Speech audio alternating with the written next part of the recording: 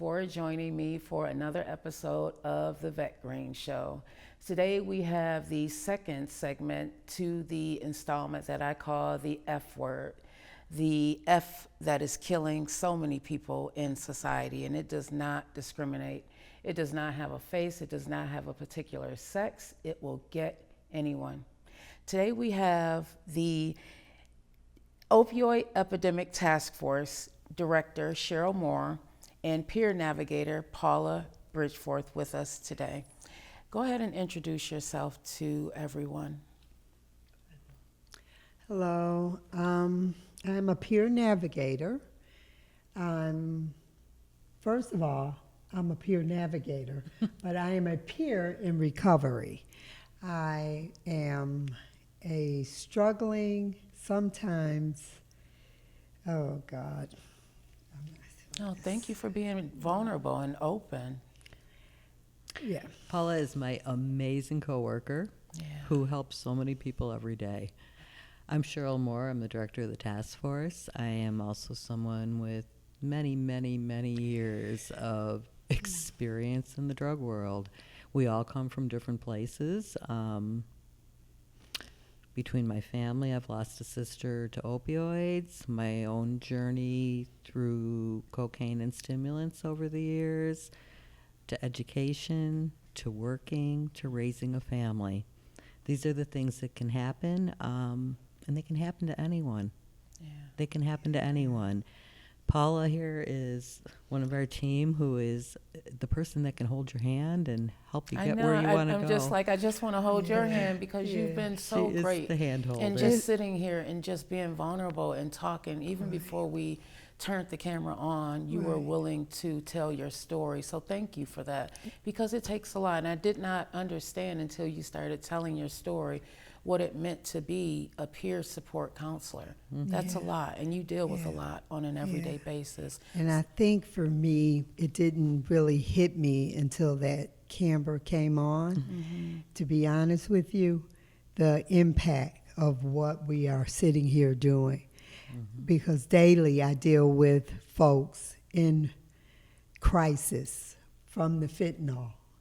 And I was once that person that was using, and to hear the stories that I'm hearing and see the numbers that I'm seeing and the parents that are dealing with their children or a significant other that has lost their significant other due to the fentanyl that we're dealing with.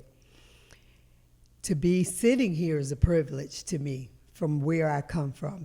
So that impact, just that camera coming on and just knowing what we're getting across is so powerful. But again, I am a peer with the county. I work on the task force, and I'm doing a lot of outreach in all communities. We go all over Erie County. We do not, it doesn't have a face to it. That's the first thing. So I'm dealing with folks in Fredonia. We might be in Buffalo. We might be in Orchard Park. We're in rural areas. The whole thing is just getting the folks to know and being aware of what this substance is actually doing in cocaine, in my age group, with the cocaine. It's really, really, oh boy. What I want to say is, the way we used to use the cocaine, you take a bump, keep going, you can go party. It's not like that anymore. You can't be at home getting ready to go to an event and say, oh, I'm going to have a bump before I get dressed and meet my friends. No, because you may not get back up. Yeah. That's one of the things, as I was reading your card, and Cheryl, we had discussed this. So one of the things that stands out is this heart. And in this heart, it says, never use alone.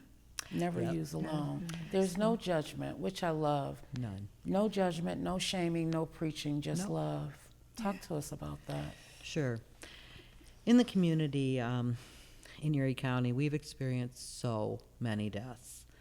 We started tracking this way back around 2009, 2008, looking at deaths to opioids. They're around 70 a year. Then we started to have a huge prescription drug problem after that, a lot of overprescribing. Then we stopped prescribing in 2014. Laws were put in place, and people couldn't get them anymore. And they went to the street, and our death numbers went up. It was really scary. In that mix, I've lost a family member myself, many people. I've raised children without a mom. You know, we've all gone through that. Well, then we figured out how to link people to care. We did a lot of virtual. We broke down a lot of barriers. We learned to respect peers and people in lived recovery to help people. And then COVID hit. And the isolation took over. We lost so many people once again who weren't who we thought they were. You know, we all have this perception, a homeless person, somebody on the street. That's not who this is. It's not. And during COVID, many of the people we found were, it was way too late. It was maybe there was a mail buildup, and someone would call in for a welfare check. That person was gone, single family home gone. You know, people were told to go home. We were all scared. We didn't know what was going on, right? So we all went home. We stayed in our apartments. We stayed in our rooms, basically, and we lost people. Never use alone, which is what you're referring to, really came into being then. This organization is a peer-run organization. Which I love. Explain that, because I want to make sure that the listeners of the Vette Green Show understands exactly what that means. Because it's peer-run, there's no judgment. Right. We've Been all there, been done there. that. Right. Yeah. Right. Explain that. In the peer recovery world, there is a statement that's made, and I'll let Paula share it with you. Nothing about us. Nothing about us without us. Yeah. And that's an understanding statement. It's a dignity and respect statement. This organization is run by people who understand. So someone is going to use a product of anything, because we get it. You know, nobody's perfect. We self-medicate. You know, we do all these things for many different reasons. This organization has people that will say, hey, what are you going to do? Stay on the phone with me. I'm going to, want you to talk to me in about 5 minutes. If you don't, I'm going to call EMS so they can come save you. That is wonderful. Yeah. Because a lot of times we, as society, we want to convict people. We want to judge them because they are struggling. And because it's a narcotic, an opioid, a lot of times it's looked at, it's shameful. Right. You know, the people who's in it. I've been in it. It was very shameful to admit it to myself even. Standing in the mirror saying, oh my God, like, you're not hurting right now. You're using this to numb your pain, the pain of life. Right. You know, life's going to continue with or without you. Right. But you need to get help admitting that. And sometimes it is hard to admit that to ourselves, and less known a family member. Right. Oh, yeah. So what do you, I just want to get into some of That the is so questions. So Sure. today I am here with the Opioid Epidemic Task Force. Thank you, Cheryl, and thank you so much, Paula.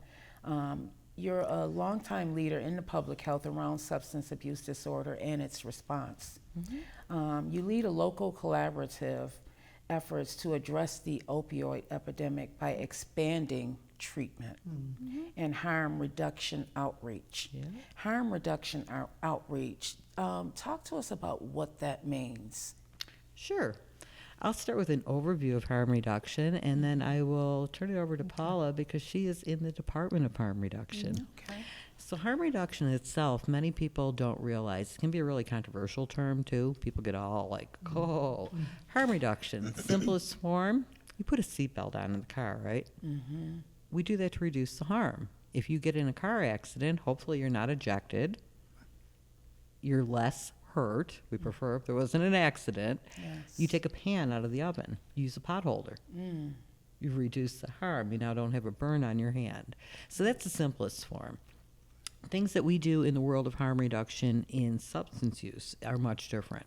Harm reduction actually started many, many years ago and was implemented in the HIV epidemic to reach people. Another area where we didn't talk about things, like big secret, don't let that leave your house.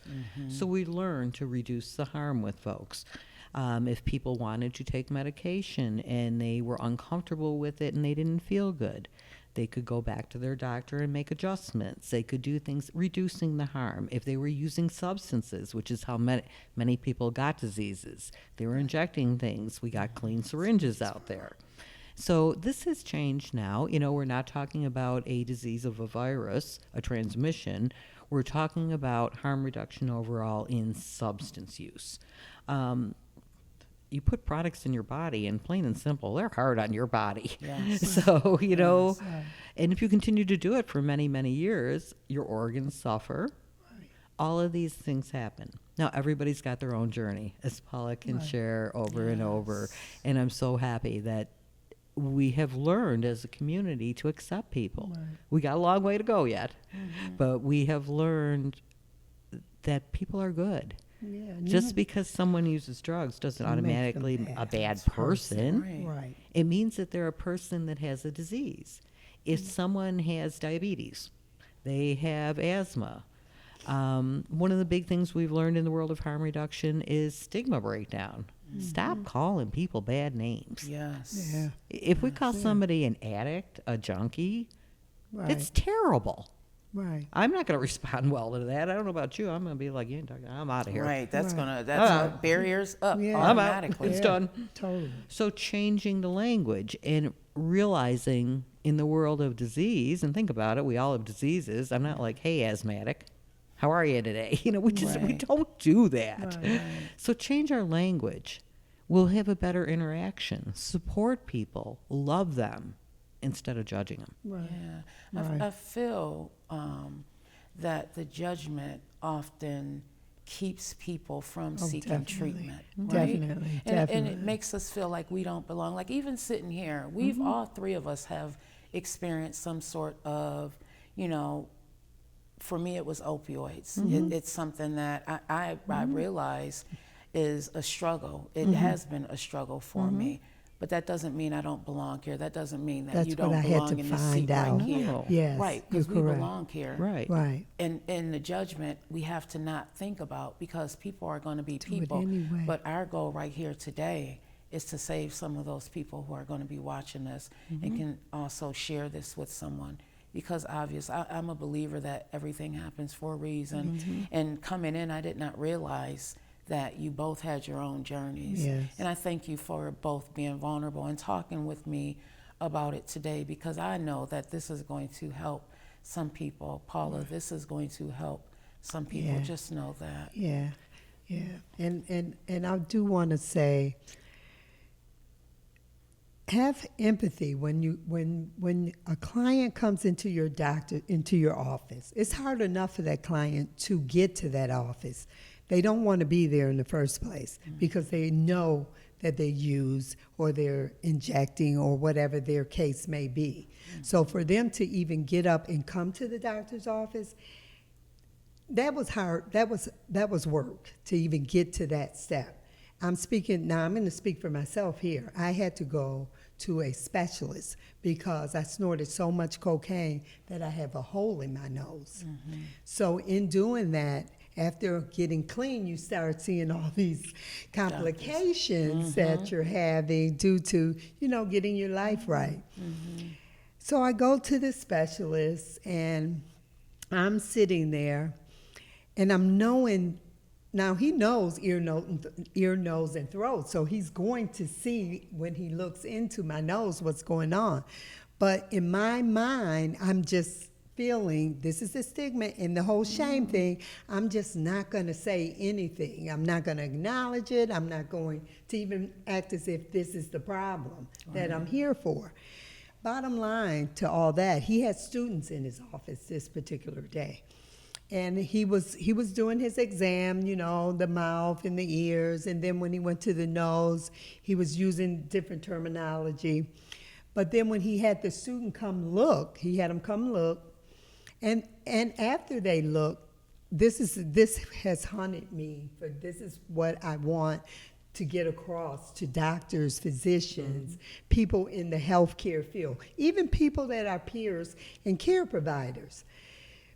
You have to make people feel like even if you're practicing this is fine to practice till you get it, but they need to be heard. They need to feel that you care. They need to see empathy. They need to be respected. So that is so huge, because he went in another room. I could hear everything they were saying. And I literally wanted to crawl out of that office. Yeah. I went home and I was just bawling. Probably traumatized Yeah, you. I mean, I was bawling, and I was so ashamed, and I was like, I wasn't gonna even try to see what was wrong with my nose, even though he gave me a different appointment. Of course, I'm never going back there. And eventually, I did find a female, older doctor who addressed my issues with care and compassion. And listening. And listened to me and just helped me, walk me through it. But that's the way I want to treat people. When I'm interacting with people that we get reports on, I'm there to walk with them through it, because that's what you need. You don't need someone telling you what to do, how to do it. You want these baby steps. You want to hear that, okay, I'm here for you. What is it that I can do for you today? What is it that you need? What is it that you need? What is it that you need? That's huge, because a lot of times that's what someone needs to hear. What is it that you need? And what happens if they don't know? They're there because they know they need help, but they can't put it into words. I think in their conversation too, you can pick up on something. It comes out. You can pick up on something in the conversation that you're having with them about whatever they are sharing. And a lot of times in our reports, which are very good reports, if you're reading it, you can say something as a peer to get a small bit of communication with that person. The peers are amazing. They're all very well trained in skills to do this, motivational interviewing, and then they've learned techniques to really help people share, to talk, to feel comfortable. And that's one of the things that we have to learn. That's not something that we're born knowing, and sometimes people mean well, they just come around the wrong way. It's their approach. Right. So really getting people the right skills so that they can help other people too. We all want to do the right thing, but there's a way to do it too. And many times the way to do it is to ask somebody, I tell you 99% of the time, what do you need? Yeah. Right. What do you need? Sometimes someone may be so confused, maybe. You can still offer going options. through it. Still going through it. You can offer options to someone because they may not even be thinking of these simple options. Yeah. Because there's so much chaos. It's hard. It's hard. When you have children involved, it's hard. It is. So today, just looking at things, when we talked about children before, when we've talked, thank goodness our young people are pretty gosh darn smart in our community. But they're being affected hugely. They're losing parents. They're losing respected elders they look up to. They're losing that guide. Grandparents. Yeah. I saw when Aunts, I did uncles. a search, it was on Facebook, hashtag opioid awareness. I was surprised at the amount of older people, and we talked about this, Cheryl, that were affected. I saw pictures of grandparents and older aunts and uncles that were passing away, and I thought that it was the younger generation that were primarily affected, but that's really not the case. And, we talked about the F. That's where we're going. Yeah. In my generation, and I'm upfront and honest about it, cocaine was fine. Yeah. It was everywhere in the 70s, in the 80s, in the 90s. It was everywhere, prevalent. People who haven't touched things in many, many years, that's the perception in their head. This is a one and done. People don't understand. They may go to, as Paula said, you're going to a concert. You're going to a social function, maybe a big party. Maybe you're going to some reunion. You're going to a wedding. Yeah. And somebody is there and they're like, oh yeah, I always did that in the past. Yeah, let's do a It's line. not the Let's same do a drug. bump. Yeah, because in some groups it is looked at as marijuana. Oh, yeah. It's just It's something so that social. Yeah. It It's is a very really. social The product. games, it's a big social. I know a group right now. What's going on when they're about to have their football party games. That's what And they do. I'm like, here, take these test strips. Take these. Make you need sure. these. You need these, is what I There's no say. judgment. Yeah, really. You need to check your drugs out before you indulge. Seriously. Can you set the stage for everyone? Talk about the opioid epidemic in Erie County and how we got here. How did we get here? Well, we got here through pharmaceutical issues. In 2014, we put a law in place across New York State. It's called I-STOP. That limited access to prescription drugs. Previous to that, they were very freely prescribed. OxyContin was actually promoted as a non-addictive opioid. I remember. A lot of bad information was out there, no research. I'm hoping we've learned as a community together. In 2016, our task force was put in place. It was an executive order issued by the county executive. It is a legal body. There's 7 work groups. We're all voluntary. There's a family and community member group, people who have lost people, people that are still struggling. There is a law enforcement group. There is a group of community education, which is actually coordinated by the U.S. Attorney's Office. Really? All different agencies come together. They've done PSAs. They've done education. It's really kind of neat. There is a group of emergency room docs who have put together an amazing program called Matters. Yeah. Today, we can link people with a doctor. I could do it here on the phone right here. Talk to a doctor face to face if someone is medically eligible for treatment, being like Suboxone, to get them over the hump, get them on their journey of recovery so they're not going to buy something on the street. That's all changed. It's immediate. It can happen right here. Oh, wow. That came from that work group. The doctor group, as I call them, the medical providers, we got the doctors, they have changed a lot in the prescribing world. When the law went in place and the overprescribing changed, they had to change a whole lot. They had to educate docs. They now get addiction treatment education in medical school in Buffalo. This is huge, huge, huge, huge. Oh, wow. People used to get like an hour of education. They get a whole lot now. They get... Paula came in, met the first-year med students this year. They get an opportunity to talk to our team. Yes. They learn about what's going on in the community. Then we have the treatment providers. That's another group. Now, that's what we think about in treatment, mental health and substance use. Which I'm glad is addressed. Yes. It Because is. a lot of times mental health is not addressed. No, yes, it's- and they are Right. intertwined. Yes. Yes, absolutely. Yes. So that's our Western New York group. Now, from this group, we've been working together for years. We participated in lawsuits for opioid settlement. We have been awarded huge amounts of funds across the whole country. I also have the privilege to sit on the New York State Settlement Board. I was nominated by the governor, believe it or not. So I sit on that board too and do the recommendations for spending of dollars. I was boots on the ground for many, many years, so I see what's there. The task force is all voluntary, but it's all our whole community, all over. Providers, medical providers, pastors, like you name the group. Yeah. Law enforcement. I'm in public health, you know. I mean, I had a long journey as a bartender forever. I ran a strip bar. I went back to school. I became a social worker. I got a nursing degree. You know, we all do all of these things with our lives. Law enforcement became our best friend in public health because we had to come together, and law enforcement came out and said, we can't arrest our way out of this. We got to save people. Yeah. And they started.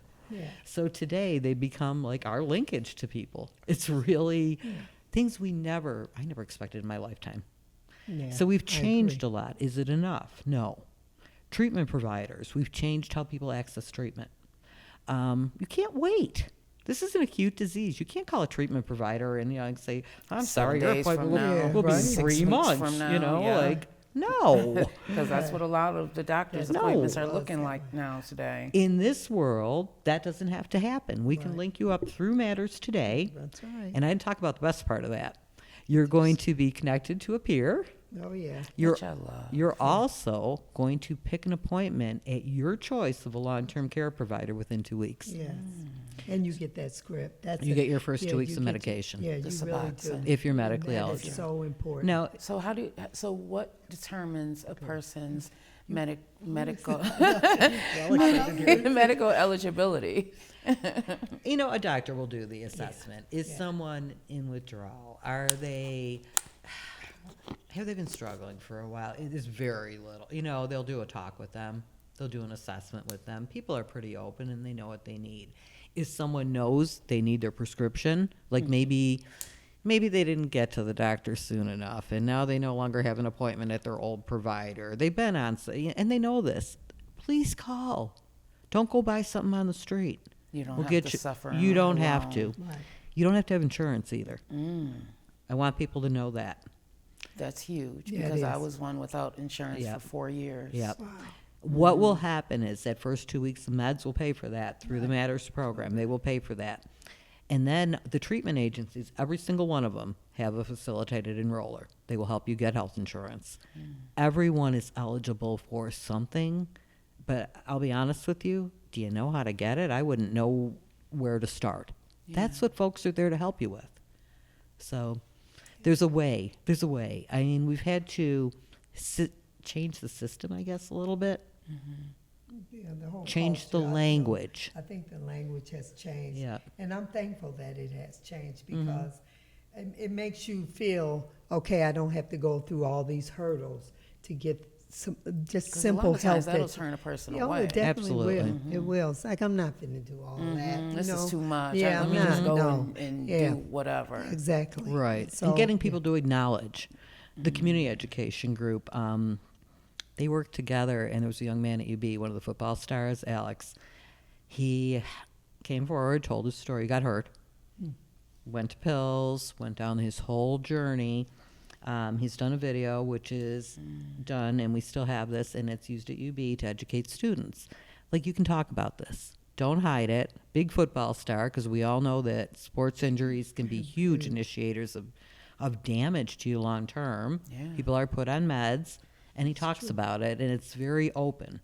Like, this didn't have to happen. One of the docs that's an amazing addiction medicine doc, Dr. Sarah, she's in it too, and she's the person I'd want to talk to. I'll tell you. She's like, just come talk to us. We'll help you. So it was really about breaking down the barriers when we talked about young people. So on the college campus, it's your first independence when you're young. Right. A lot of Trying out things Yeah. yeah. Things are new. Yeah. And The peer freedom. pressure. Right. So The there other people are is doing it. a message from a college student to college students. A lot different than me, the grandma, saying, hey, do this, you know, kind of. I got my independence. Why do I want to keep listening to you?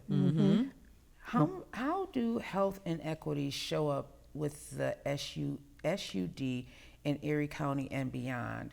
Are certain groups more vulnerable or affected by SUD than others? So substance use disorder, that's what we're talking about overall. We don't call, once again, changing the language. So thank you for bringing that up. Right. Yeah. Anything we can do to change the language so that people don't call people bad And I names. love that. I just want to say thank you again to Buffalo Clinical Lab and Drug Testing because they promoted the same, changing the language, which Excellent. is something I had not heard before. I'm used to addiction and hype. This is fiends. This is what the language was Yeah. growing up for me. So Right. changing the language, I think that's It's very- that's it. Yeah. And it's it makes it a bit smoother. You know, you're not sitting across from me calling me an addict. You know what I mean? Right. So it makes a person feel comfortable. I can talk to you. Yeah. I can express what I'm going through because you're not looking down on me. You're not taking the human yeah. part So of me out. it takes all that away. Yeah. And we're still learning. I mean, we're still learning. As I talk to folks, they express what they need, and what makes them not feel well coming from us as a peer. And it's okay because I'm here to listen, and I want to learn. I want to help them. So to get to their next step, whatever that may be. And I love how, we're going to go back to that question. I love how you said that you meet people where they are. Oh, definitely. On their terms. On It their is on their terms. It has to be. If someone in the world of harm reduction doesn't want to talk to someone today, Right. they're not talking to them. Not talking to them. If they tell you to go fly a kite, that- kind of, how long do you want me to fly that kite for? Yeah. I'll come back. And it's many ways to get to them too. We do the letters. I'm texting.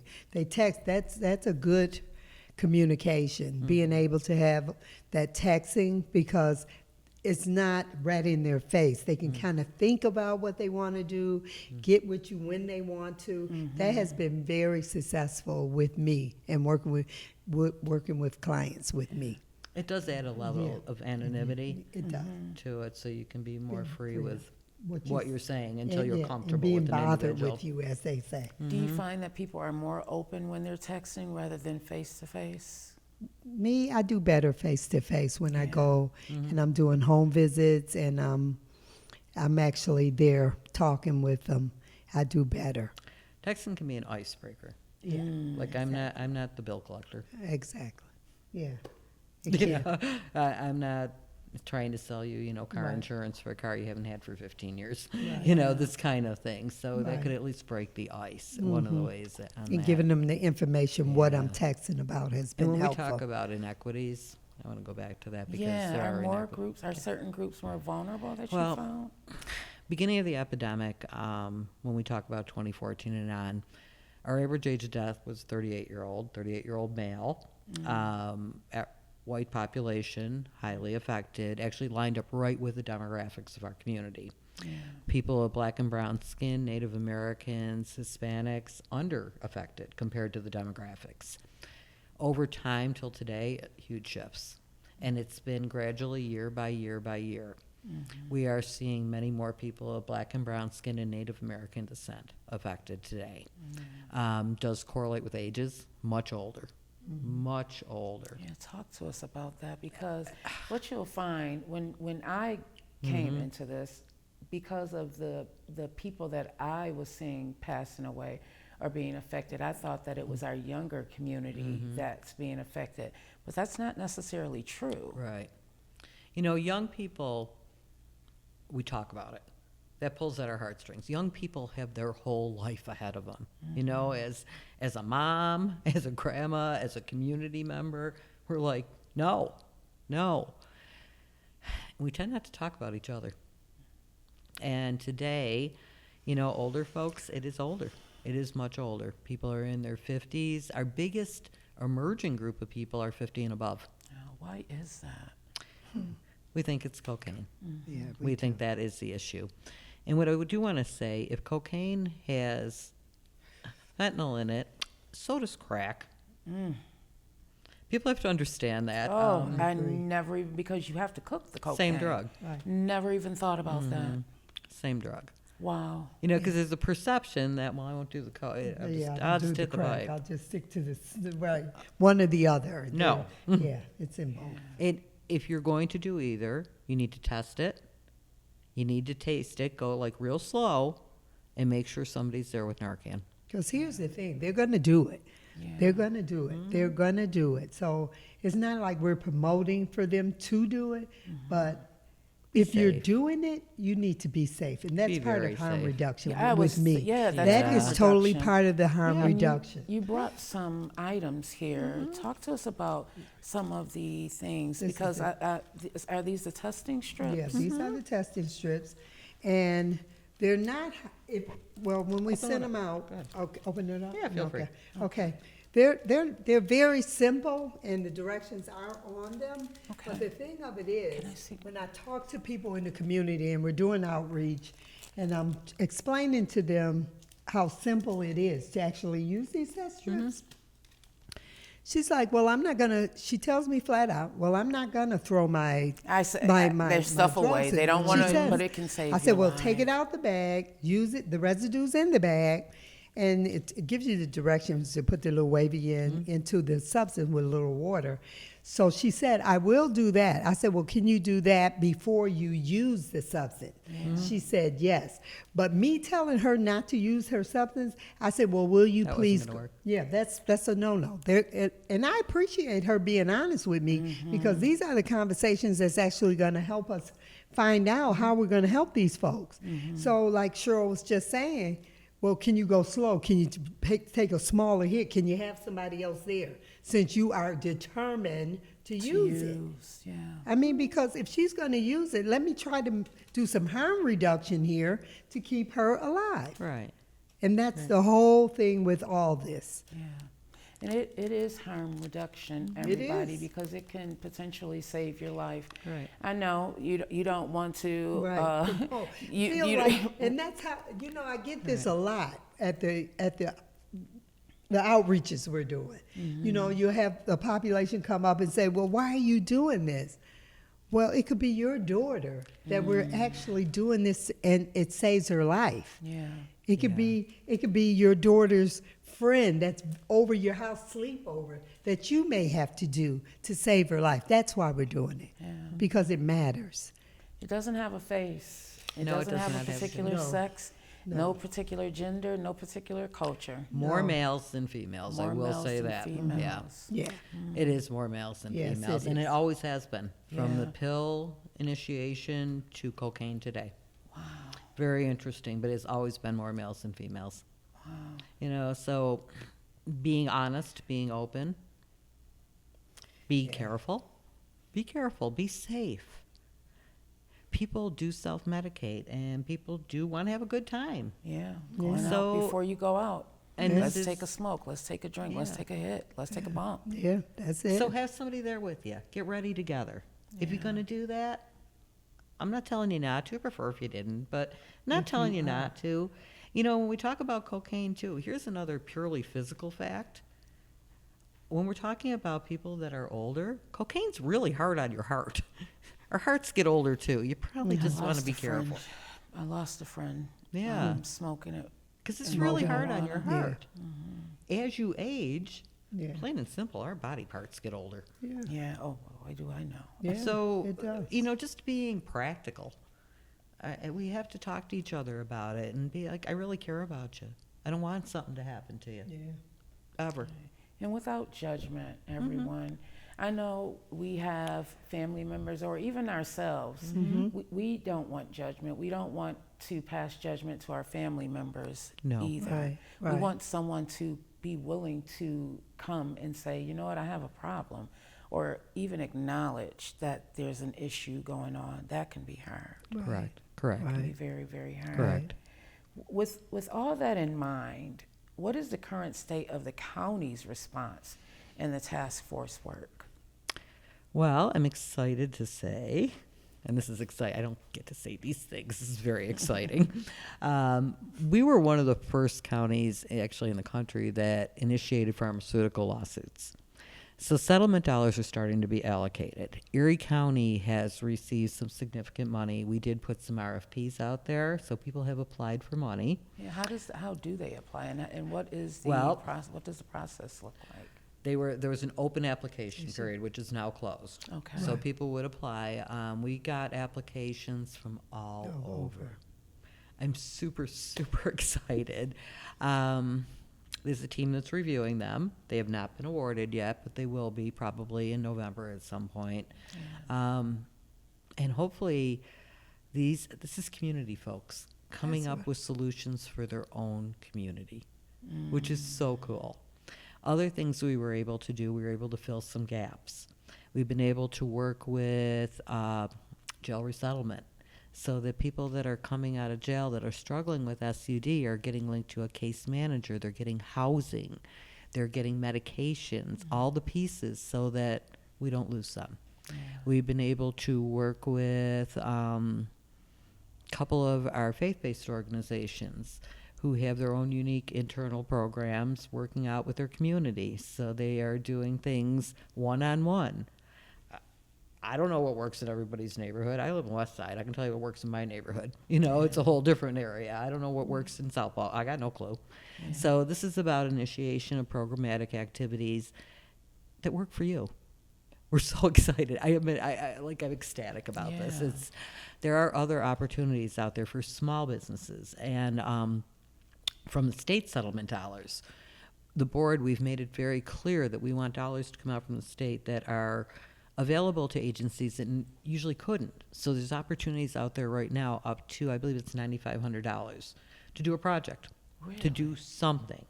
Very simple to apply. You don't have to, go through all the rigmarole. It's not competitive. It's an application where they look at a project and say, does this meet the need? Now, settlement dollars did come out from the award from courts. There's only certain things they can be spent on, which address this epidemic. So we're finally in a place to hopefully collaboratively do some unique stuff. I'm so excited about this. We have been waiting.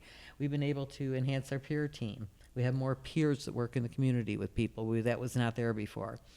In the county in probation, we have a whole peer unit in probation, peers in recovery who That's new to work with. That's big, what she's saying there, because Giant. I've been on probation, and I wish I had a peer. Yeah. So I do see a great, and we sit down with them, as our team with their team, and we share and interact and see, what we can come together in. So that is huge, what she's saying there, because those components, they matter, because I know folks that are on parole or probation right now, and to have that peer kind of give that cushion between that agent and that person, it can be huge. It can keep a person from going to jail. It can get a person into treatment. So it's those things.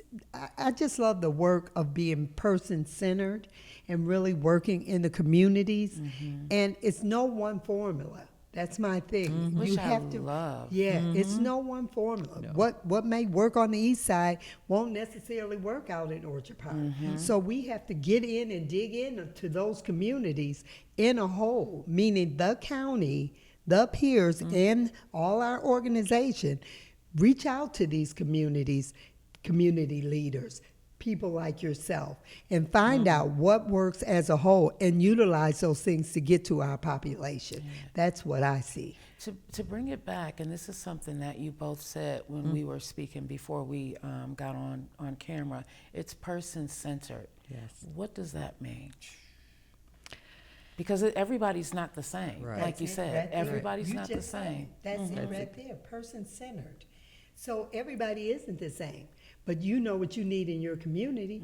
You're in the community, you deal with community folks. Yes. So you know what this community, living in the community, we know where the grocery store is at. We know where there could be utilization for another center where people could come and actually get treatments. They could come and hear word from your organization or from your media platform, things like that. Block Yeah, club meetings. You things, have yeah. your block club Club meeting. meeting. I have my block club meeting. You have That's right. yours. Right. Bringing the messaging back, what means something to your.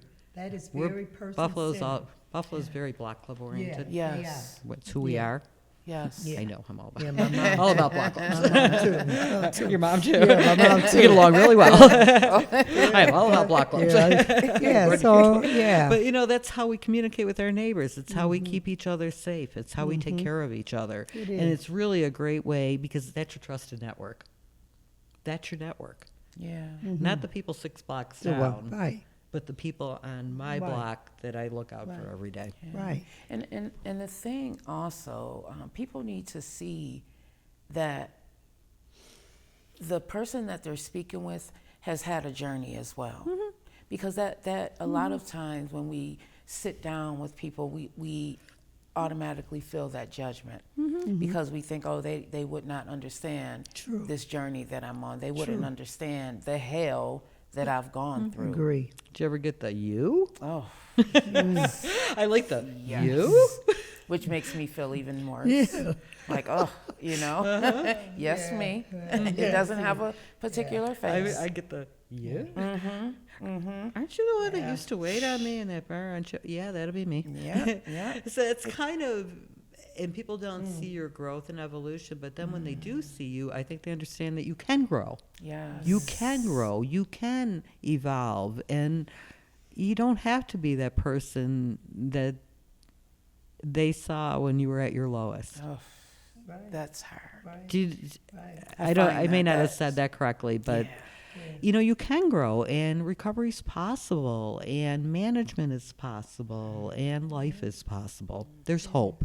And it does not matter who is not willing to accept the new version of you. As long as you are willing to accept the new version of you, that is all that And matters. it's your Right, journey. Because a lot of times I've found that people will remember the used to me, That's but can't what they- accept the new me. Oh, and, yeah, and you absolutely. know, you're hitting home there because that's it right there. Mm-hmm. Of course, they want to hold on to, or bring up. No, but you have to channel that thing. You have to channel that thing where you are today. This is it today. This is my journey. This is where I'm at today, and this is how I can help you. And this is how I can help my community. Yes, I know about that, but that's what got me here. That's it. That's what got me here. And it makes you a stronger person overall. So I have to pinch myself a lot of times. I was in a task force meeting with DEA, all kind of folks, and I was once on the other side of the table. That my door was the one they would be kicking in. So I don't have shame anymore. I'm the first to tell my story. But the beauty is, I'm here to help somebody today. I want to see my community flourish. Yes. I want to see all communities. I don't have a thing where it has to happen here, it has to happen here. No, we need to work together. We do. And me and Cheryl, that's the whole thing. We want to Because work it's together. hurting everyone. Yes. It And is we truly the F word that is hurting Everyone. families. You spoke about the kids. No one thinks about the kids No, that are they don't. affected because their mom was passed out the night before, and then I have to go to school the next day and act Yeah. like everything's normal. That And would be he's my trying to family take care of- journey. Yeah. And I speak pretty freely of it on my family journey. My sister had a long opioid journey, long. I ended up raising her 2 children. We also have 2 dead babies. People don't talk about those things. And people are struggling from this. They don't realize that the 2 children, my 2 kids, and they're my 2 kids, my 2 youngest, they will live their whole life with 2 siblings they never got to know. And that's something. Think about that. That's their whole life. They don't have their mom. Right. There's important milestones in their life. Yeah, I'm there, but I'm Aunt Cheryl, even though I'm the mom role. So we have to understand that there's many children out there. This is just one example, and I do talk about it. Many people don't. We have grandparents raising children, multi-generation. We have great-grandparents raising children. This is so touching me, guys. So It's being just, there, being supportive, right. understanding, don't judge, ever. No, Understand that the children are struggling too. They talk about things. Sometimes they don't talk about things. That's okay. That's their head. They will do it on their terms. We want to fix everything. Yeah. This is hard. And it's very emotional when it's family ties. And that's the trauma side of it. It's a lot of trauma and reoccurring trauma that happens in that. And it's very delicate too, because that's why I say it's very important that peers and really all people who are working in this field get more training on the mental illness side. I Right. really feel that because they are so intertwined. It's trauma along with all kind of depressions that come along with the substance use. Yes. And when I would Because talk to before my I knew it, yeah. I was very, very depressed. I couldn't get out my bed without popping Right. some pills. Yes. And it was mental illness that I was dealing with. And Karen would say things to me like, Cheryl, you don't get it. If I don't use this, I got to think about the things I've done. Yes. Yes. Yes. Yes. That part. And you don't want to think about it because it's going to hurt even worse. Yeah. So you go and you do. So here's that vicious cycle. So understanding, accepting people. I wish I knew more many years ago. I've learned a lot over the years that I hope I can help other people learn. Accept people where they're at. Your family and your friends are not trying to do horrible things to you. That's untreated disease. Yeah. Support them. Help them get on their journey that they want to be on, not that you want them to be on. That part, Cheryl. That I agree. Because it's not about It's us, not- it's it's about about them. Them. It's a Yes. personal journey. Yes. And until Right. that individual is ready, there's That's right. nothing What do you- we That's can right. do. That's And right. accept But what their be choices. Yeah. I mean, my family, support them. I Support them. like I said, and I It shared means with you the earlier. world to them, and they remember that. They, going through that, like she was just saying, that's their journey. But be supportive. Listen. Even if you're not doing much, if you're listening and you're helping them understand the step that they're trying to take, Yeah. that's huge, because they're going to remember that when they're ready to take the next step. Their treatment journey is not yours. Yeah. So for you to say, and I was guilty, we were guilty, No, you know, that's- but we that's didn't what I know a learned. lot. For you to say, Exactly. hey, you're substituting one drug for another when they're going to Right. clinic every day. We should be saying, great job. Yeah, You're doing a great job. right. It goes back to that support. Yeah, it does. Yeah. It really does. Yep. That's what it goes to. Yeah. You know, just changing our language, changing what we understand, and understanding that people in untreated disease aren't trying to hurt you. They're not out to get you. Yeah. It's untreated disease. For professionals, clinicians, healthcare providers, and advocates, what can they do?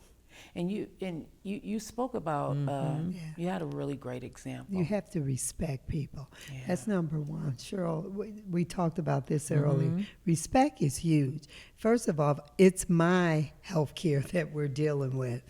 So when I come to your office, or anyone comes to our office for health care services, that's challenging enough, especially if you're in your addiction, or that's not the word to use, recovery, reoccurrence. I'm going to throw it all out there because some people aren't where we are in language. Yes. So it's hard to get to that first step, to go to the doctor. I'm trying to get people to the doctor right now, and they're saying, no, I'm not going, because they're not going to do this, or they're going to do.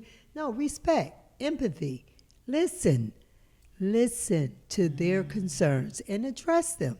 That's it. Listen with an open mind and not try Yes. to push your stuff onto them. Right. Because someone is struggling with substances doesn't mean they deserve lesser health care.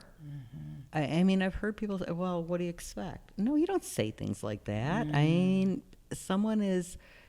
any kind of health care is a struggle for people to go to. You go to the doctor when generally people go. They don't go because they want to go visit the doctor. No. They go because something has to happen. Yes. Maybe a body part's not working correctly. Yes. You already don't want to talk about that. Now you Correct. go in and you're like, okay, so I got to talk about this. And oh gosh, Exactly. then I got to talk about my disease. Then he's going to want to do blood work. Oh, it goes on and on. And then I might have get these the, well, conversations. you know, that Yeah. organ isn't really functioning well because Right. what you've done to your body Right, all yeah, these right. years. And then they look Why? at the arm, and that's the first judgmental. I Track can't marks. I can't get this vein. You know, they can't get, they can't get the needle in the. So they know all this is going to reoccur. They're reliving it before it happens. So they don't want to go. I have these conversations with women. Yeah. On our outreach all the time about something I might see on them, and they need medical care, but they won't go Fear of because of judgment. the judgment. Right. Yeah. So changing how, as a medical profession, we interact with people. Is very Everybody important. deserves dignity and respect. I don't care Who, what they who, look like. No. what, No. where, why. I don't care if you got two heads. I don't No. care if you're green. Everybody deserves respect and dignity. Yes, and to be treated with dignity. Yes. Yep. In fairness. Yeah. You brought some items. Talk to us about some of the things. You showed the testing strips. Sure. Is that what's in the box as well? And is that the Yeah. Narcan, the nasal spray? And the other in that box there, that is Narcan nasal spray. This is what is inside the box. These are individual doses. Very simple to use. Super duper simple. Something that people are familiar with. It is available over the counter today. You could go in a drugstore and purchase it. Or it's around $40, $50 a box is my understanding, depending on where you buy it. Or you can text us at the county and this package will miraculously come in your mailbox. Yes, it does. Yeah. I got my boxes. Yeah. Now, previously I had spoken to Buffalo Clinical Lab, and apparently, if you need the Narcan, you should not be charged for it. Not from us, no. Not from us. No, Okay. not from us. The fact that it's been approved for over-the-counter sales, that's a whole nother issue, because that's not a prescription anymore. It's now like a Band-Aid. It's like going to buy your Robitussin. Okay. and That's it's where in the you buy it now. pharmacy. But on the flip side, that is amazing. That's That would never, ever be approved if you could harm somebody. So hopefully this takes all the fear away from people. You're never going to harm somebody with Narcan, ever. Yeah. If you give it to the wrong person, it's okay. So what? It's okay. And you use to use it, you use. And nasally. So if someone isn't breathing, maybe they're like, Yeah. and they're out, you give them a shake. You don't get a response from them. Right. Next thing you're going to do, It's a sternum. like a hard rub on their sternum bone. Okay. You're trying to What cause are some you- pain. Okay. Right. You know, try to see, is somebody in there? Okay. If you don't get a response, you're going to call 911. I got somebody here, they're not breathing. I think it's an overdose. I'm going to give them Narcan and give them where you are. Then you're going to give that person Narcan. You're Okay. going to open up a dose just like this. Open the package. If you hold it in your hand like this, if you see where my hand is, you can't put it too far up their nose. Okay. Your fingers are in the way. Oh, it has the tip has to go up their Yeah, nose. so the tip goes in a nostril. Okay. This is a dose of Narcan. Watch. It's Oh, it's just like regular nasal spray. That's it. That can save a life. Like maybe Flonase or something like Yeah. that. Once it's gone, you heard that little click when I did It's it? done. It's gone. It's one-time use. Yeah. Okay. So if you don't have it in their nose, when you do that, throw it away. Open Okay. another one. All Okay. right? Now you gave somebody one dose. Now you got to wait a couple minutes. Let it get in there. It goes here in the sinus cavity. If they don't come back, and today, what are you hearing? How many doses? Oh, I'm hearing in the reports, it's been at least 3. Really? At least 3. But you Yeah. got to give it a little But time to they've absorb. been giving it time, and a lot of times once the EMS gets there, they're doing it also. Right. Yeah. So if you need a second dose, go to the other nostril. Like you can go back and forth. So don't use the same nostril. You Yeah. you want to Go go back back to the and other forth one. when Right, you're using right. it. And when that person, when you give them Narcan, you should have them laying on their back because you want it to stay in there and not run out, okay? Okay. When they come back, they're going to like gasp for breath because you start to breathe again. You might hear like this, this little cough. Roll them over on their side and prop them up on their side. It's called the recovery position. You lay somebody on their side. There's a little video people can look at on our website that shows you exactly how to do it. Okay. And just kind of step back and support that person. You don't have to hold them down. None of that stuff. Like, that's kind of like, no. Understand they don't feel good. They're You just probably went going to get through- sick. They're probably going to throw up. Yeah, their body just went